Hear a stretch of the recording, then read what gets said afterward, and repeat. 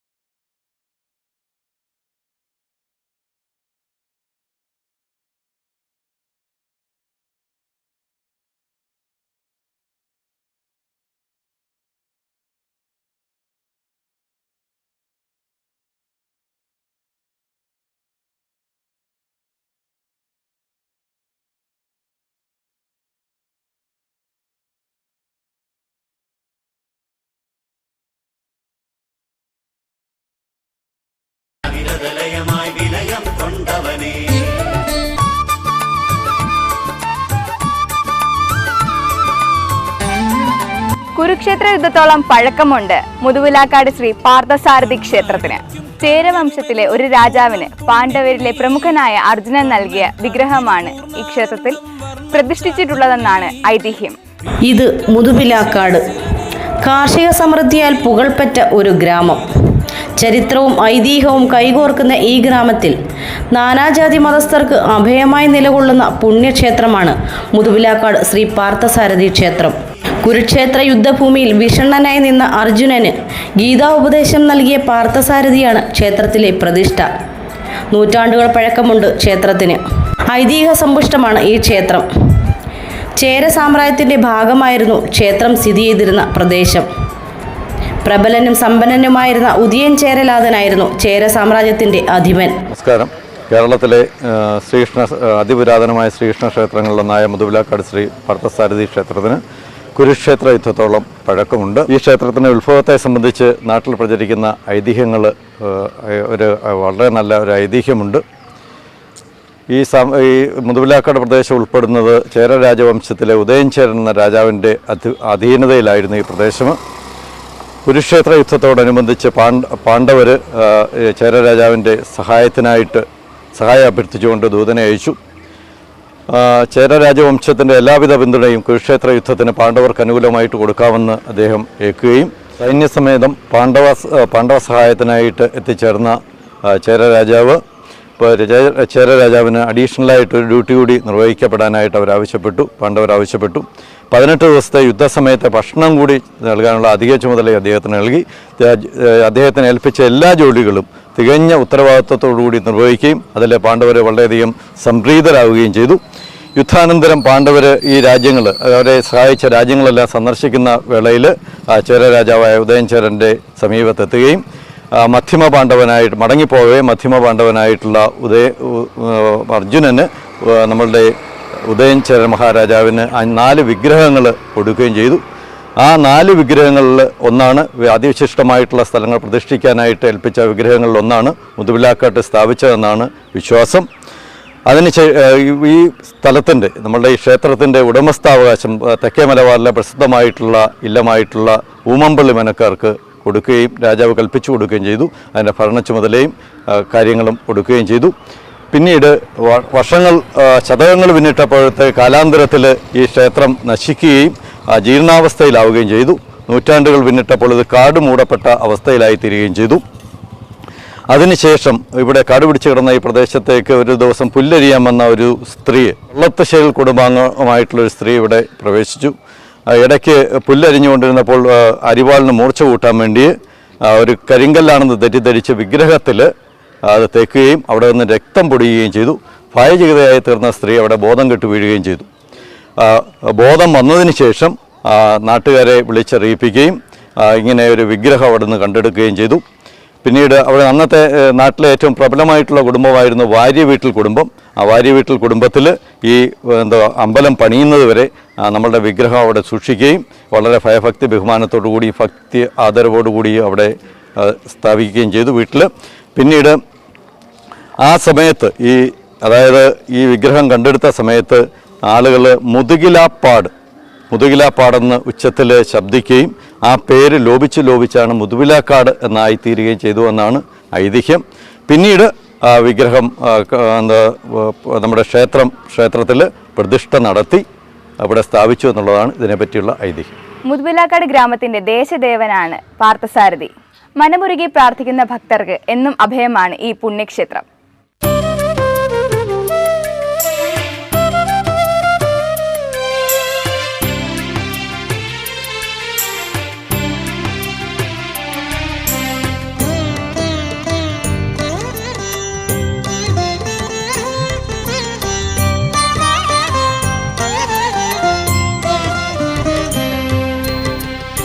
കൃഷ്ണ തുളസീഹാരം ചാർത്തുവാൻ മുതുപിലക്കാടിൽ വന്നു ഞാൻ. കൃഷ്ണ തുളസീഹാരം ചാർത്തുവാൻ മുതുപിലക്കാടിൽ വന്നു ഞാൻ. മുരളികയൂതി നീ നോവുമെന്നുള്ളിൽ സാരഥിയായിന്നു ശൗരീശ. മുരളികയൂതി നീ നോവുമെന്നുള്ളിൽ സാരഥിയായിന്നു ശൗരീശ. കൃഷ്ണ തുളസീഹാരം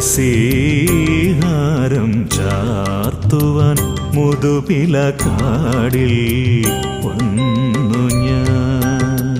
ചന്ദനം ചാർത്ത്, അഷ്ടോത്തരാർച്ചന, പുഷ്പാഞ്ജലി, വിഷ്ണു സഹസ്രനാമാർച്ചന, നീരാഞ്ജനം, വെള്ളനിവേദ്യം, തെരളി നിവേദ്യം തുടങ്ങിയവയാണ് ഇവിടുത്തെ പ്രധാന വഴിപാടുകൾ. സന്താനലബ്ധിക്കായി സന്താനഗോപാലം, സർവ്വ ഐശ്വര്യങ്ങൾക്കായി കുചേലവൃത്തം, മംഗല്യഭാഗ്യത്തിനായി രുക്മിണി സ്വയംവരം തുടങ്ങിയ കഥകളികൾ ഭഗവാന്റെ തിരുമുമ്പിൽ നേർച്ചയായി നടത്തുന്നത് ശ്രേഷ്ഠമായി കരുതപ്പെടുന്നു.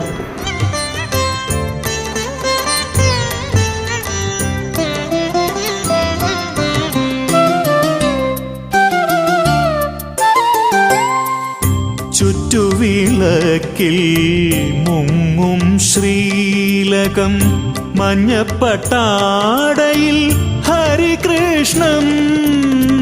ജീവിത വ്യഥയാൽ ഉഴലും മനസ്സൊരു പിഞ്ചികയായി ഹരിമുരളികയായി.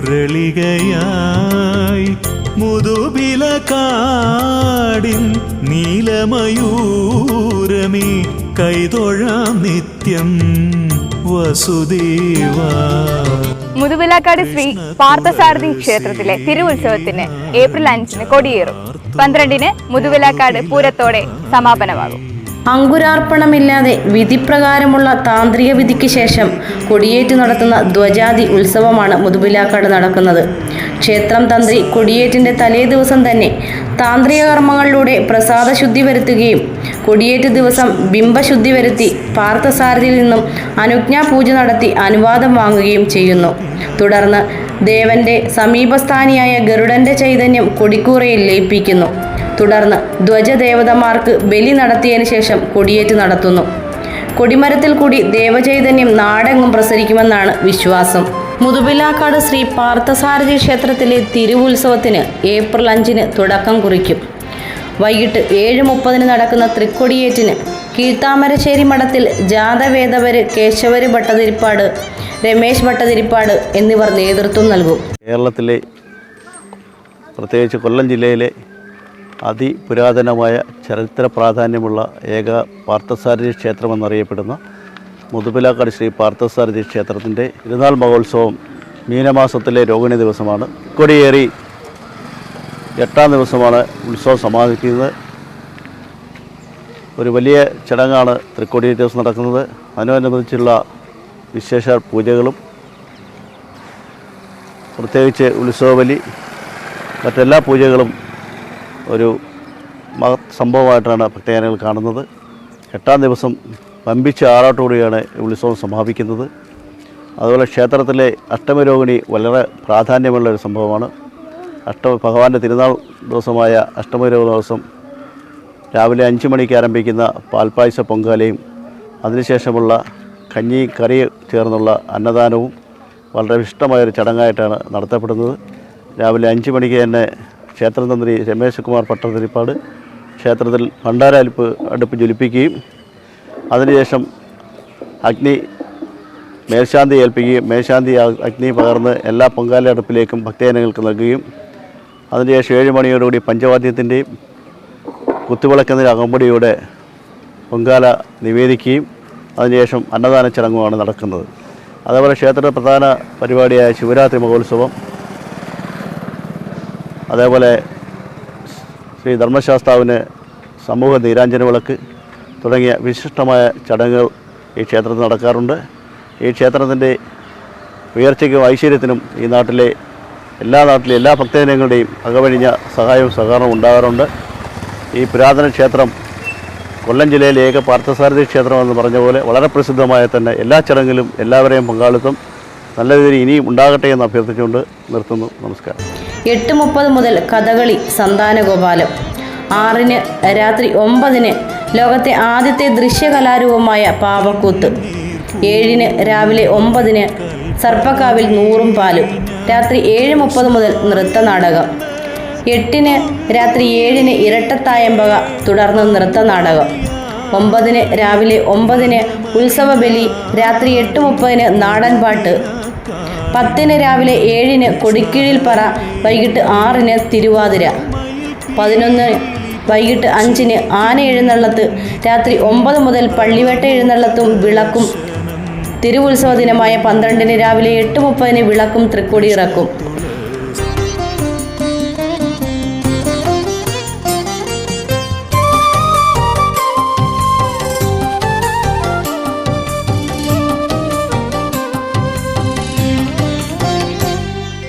മണിമാല ചാർത്തി നിദർശനമേകവേ അകതാരിൻ തീരമുണർന്നു. ഹൃദയം നിറയും കല്ലോലിനിയിൽ പാഞ്ചജന്യം മുഴങ്ങുന്നു.